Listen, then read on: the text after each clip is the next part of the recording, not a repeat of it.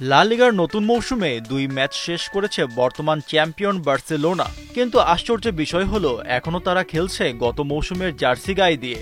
অথচ মৌসুম শুরু হওয়ার আগেই ক্লাবটি ৩টি নতুন জার্সি উন্মোচন করেছিল, যা ফ্যানদের মাঝেও আগ্রহ তৈরি করেছিল। তাহলে প্রশ্ন আসে, কেন নতুন জার্সি ব্যবহার করতে পারছে না বার্সা? এর উত্তর লুকিয়ে আছে লা লিগার কিট সিলেক্টর টুলে।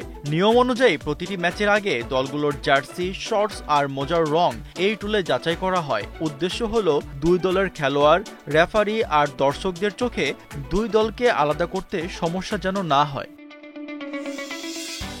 বার্সার সমস্যাটা তৈরি হয়েছিল এখানেই। তাদের ঐতিহ্যবাহী নীল গার্নেট হোম জার্সি মাওরকা আর লেভান্তের রঙের সঙ্গে মিলে গেছে। সোনালি রঙের অ্যাওয়ে জার্সি বানানো হয়েছিল কোবে ব্রায়ান্টের ব্র্যান্ডের সাথে মিল রেখে, কিন্তু সেই জার্সির সঙ্গে থাকা কালো শর্টস মাওরকা ও লেভান্তের শর্টসের সঙ্গে মিলে যায়, ফলে এটিও বাতিল হয়ে যায়। আর তৃতীয় বিকল্প কমলা জার্সিও প্রতিপক্ষের হোম কিটের সঙ্গে মিশে যায়। ফলাফল বাধ্য হয়ে বার্সাকে নামতে হয়েছে পুরনো মৌসুমের সবুজ রঙের জার্সিতে।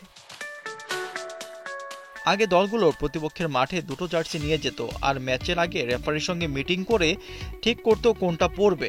সেই সময় অনেক মজার ঘটনাও ঘটেছে। ২০১৩ সালে তেনেরিফেকে রিয়াল জারাগোজার শর্টস পরে খেলতে হয়েছিল।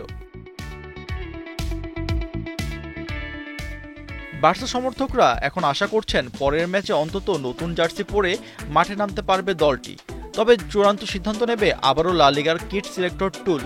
সব মিলিয়ে নতুন মৌসুমে বার্সেলোনার মাঠে লড়াই যতটা আকর্ষণীয়, মাঠের বাইরে তাদের জার্সি সংকটও সমান আলোচনার জন্ম দিয়েছে। আশফাকুর রহমান, সিয়াম, ৭১।